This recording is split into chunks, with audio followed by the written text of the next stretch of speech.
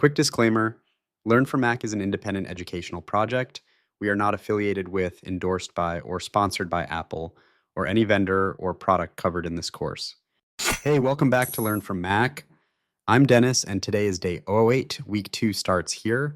Today we go past the default HTTP and TCP profiles and actually tune them. Header injection, keep alive, and independent client-side versus server-side connection behavior. Let's get into it. First, the goal. By the end of this lesson, you'll configure and attach custom client-side and server-side HTTP and TCP profiles to a virtual server, header manipulation, keep alive tuning, and proper profile inheritance, all working together. Here's what you need: an existing virtual server from days 05 through 07, a working pool with at least 2 HTTP members, an admin TMSH or GUI access, plus a way to generate real test traffic. Curl or Postman is fine. 3 concepts before we touch a profile. Concept 1, profile inheritance. BIG-IP profiles use a parent-child model. Every custom profile inherits from a named parent like HTTP or TCP, and you only override what you actually need to change. Everything else falls through. 2 profiles can share 90% of their config and differ only in keep alive timeout. Concept 2, client-side versus server-side profiles. A standard virtual server gets separate profiles for each leg. The client-side TCP profile, TCP WAN optimized, is tuned for high latency, lossy WAN links.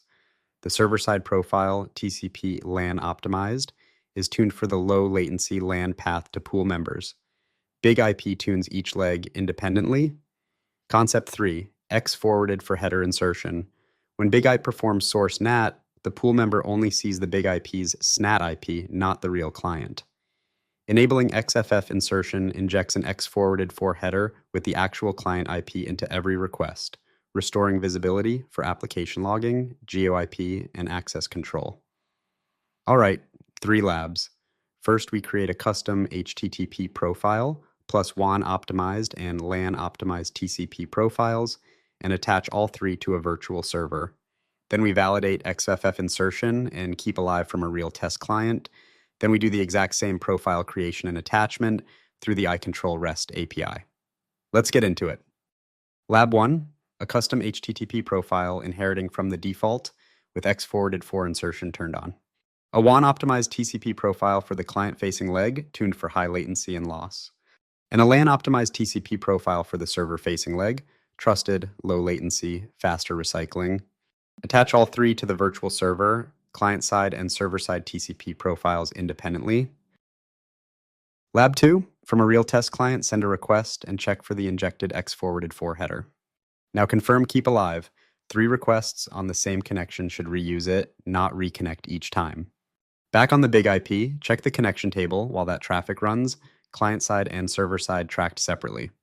And confirm the profile is actually active on the VS, not just created. Lab 3, same HTTP profile created through the iControl REST API instead. Verify it landed. Patch the virtual server to attach all 3 profiles at once. This merges, it doesn't overwrite. And confirm via REST that the profiles are actually attached. And that's application layer traffic actually tuned, not left on defaults. There are self-check questions on the lesson page worth sitting with, the client-side versus server-side split especially, since that independence is exactly what lets you optimize a lossy WAN leg without touching the trusted LAN leg at all. Take a minute with those. Quick recap before we go. Profiles inherit from a parent. You only override what actually needs to change, which keeps configs maintainable at scale. Client-side and server-side TCP profiles get tuned independently, WAN optimized facing clients, LAN optimized facing pool members. XFF insertion restores real client visibility after SNAT rewrites the source IP. Without it, every request looks like it came from the BIG-IP itself, and always validate with real traffic.